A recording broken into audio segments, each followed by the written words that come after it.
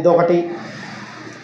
ఆత్మీయంగా మనం బలపరచబడాలంటే మన ఆత్మ అనేది పరిశుద్ధాత్మగా, మనలో ఉన్న ఆత్మ అనేది పరిశుద్ధముగా ఉండాలంటే ఆ పరిశుద్ధాత్మ నివసించుతున్న దేవాలయము అనగా మానవ శరీరము ఎలా ఉండాలంటే దేవుణ్ణి మహిమపరిచేదిగా ఉండాలని దేవుడు కూడా. అంటే ఇంకా ఏం చెప్తాడంటే మీ శరీరము క్రీస్తు నివసించు దేవాలయము, మీ శరీరము క్రీస్తు నివసించు దేవాలయం అని కొరింథీ పత్రికలోనే చెప్తాడు.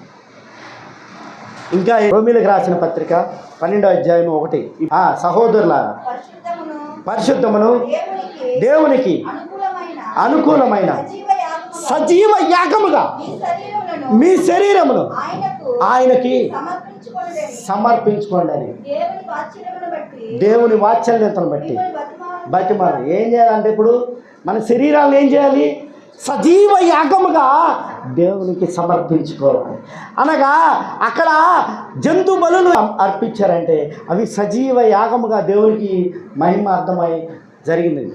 ఇక్కడ కూడా అదే శరీరము, నీ శరీరము, మానవ శరీరాన్ని దేవునికి సజీవ యాగముగా, ప్రాణం ఉన్నప్పుడే సజీవము అనగా ప్రాణం ఉన్నప్పుడు మూసం, చచ్చిపోయిన తర్వాత దేనికి పనికిరాదు నీ శరీరం. దేవుని ఆత్మ నీలో లేకపోతే అది మరణం. నీ శరీరము బతికున్నప్పుడు నీ శరీరాన్ని దేవునికి యాగముగా అర్పించండి. అలా యాగముగా యేసుక్రీస్తు ప్రభువు వారు అర్పించారు. కాబట్టి ఆయన ఏ విధంగా అయితే ఆయన శరీరాన్ని యాగముగా నీ కొరకు, నీ పాపాల కొరకు అర్పించాడో అట్టి రీతిగానే మన శరీరమును సజీవ యాగముగా దేవునికి సమర్పించాలని ఇక్కడ పౌలు భక్తుడు సెలవిస్తున్నాడు. కాబట్టి అత్యంత ముఖ్యమైన మూడోది, అత్యంత ముఖ్యమైనది ఏంటో తెలుసా? ఒకసారి కీర్తనలు 51వ సంకీర్తన 17వ వచనం చూడండి. విరిగిన మనసే బలులు ఏంటంట? చాలమ్మా, నీవు నీ మనసుని విరగగొట్టగలను, అదే దేవునికి ఇష్టం. ఈ విషయాన్ని నేను ఇంతకుముందు ప్రసంగంలో చెప్పాను. ఎందుకు విరగగొట్టబడిందండి? మనసు ఎప్పుడు విరగొట్టబడింది, ఎలా విరగొట్టబడింది అవన్నది ఇంతకుముందు ప్రసంగంలో చెప్పాను.